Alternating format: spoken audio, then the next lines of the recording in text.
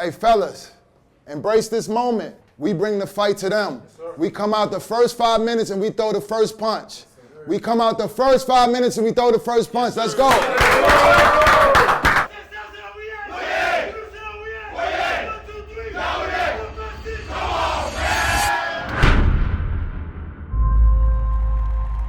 I never knew what basketball could do for a country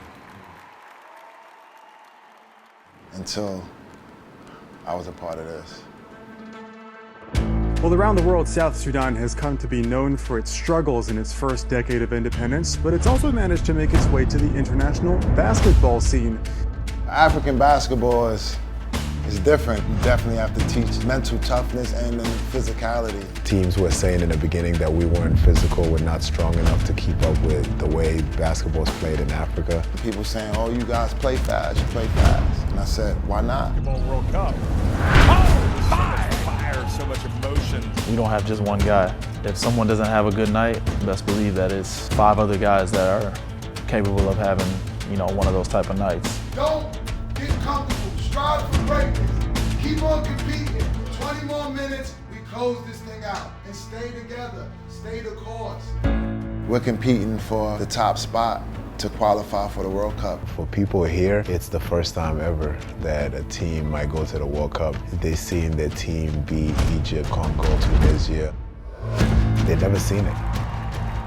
In such a short period of time, we were able to go from 40-something to being the #1 team in Africa.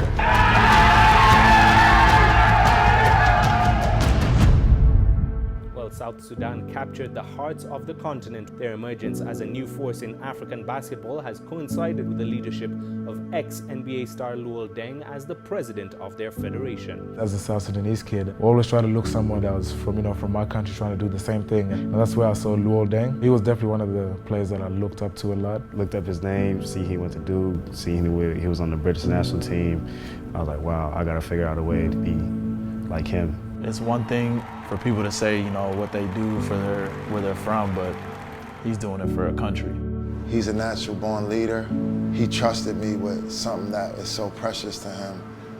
To hear these guys' stories of going to refugee camps and displaced from their family, I couldn't imagine living that.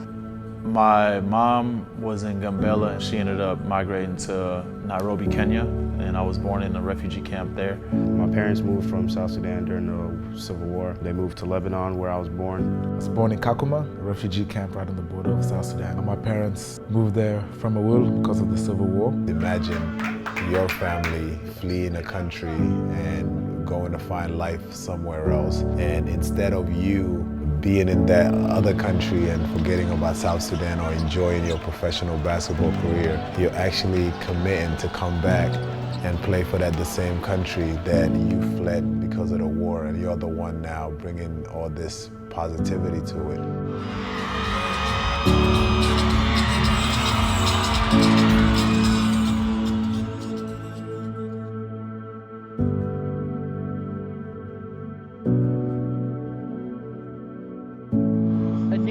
Is born. The symbol of sovereignty and identity flies for the first time.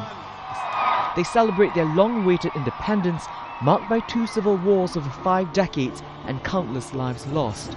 South Sudan has been in the longest civil war in Africa. We finally got our independence in 2011. After that time, there's been a lot of internal conflict, wars between different factions, different tribes. I really had a hard time with my country not being recognized, being in the news for the negative things. These people have been killed. There's no food in this region. There's flooding here. Kids dying from hunger or kids going to war. It was always negative. I always said to myself that I'm going to put South Sudan on the map for something positive. Every time we play, this is the only thing that's putting a good image out there for us in our country. To be able to get the chance to represent your country on a global stage is probably second to none. We're trying to fight for something. We're trying to be recognized, be seen in the world as, human beings. Win or lose, we're out there representing South Sudan. We're out there changing the narrative. It's a lot going on in that country. Through basketball, we're connecting the dots. I want these guys to realize what sports does for the country. The sports is going to be the vehicle of unity. We were able to bring people together we're fighting for something else. We're fighting for peace, we're fighting for each other. We're trying to build as one. It doesn't matter what tribe you're from, we're bringing in guys that are representing South Sudan. It's literally washing that tribalism mindset away. And that's how it should be overall everywhere, not just in South Sudan, whether it's government, sports, or anything. You pick the best individuals to get that job done.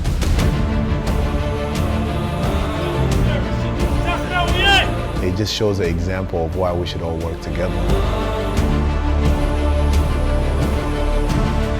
This is something deeper and more meaningful than just basketball. It's a way to build the nation up and bring the people together. In order for this country to move forward, they're at their best when they come together. So we're just going to keep on pushing the envelope and keep on being the messengers for this young nation.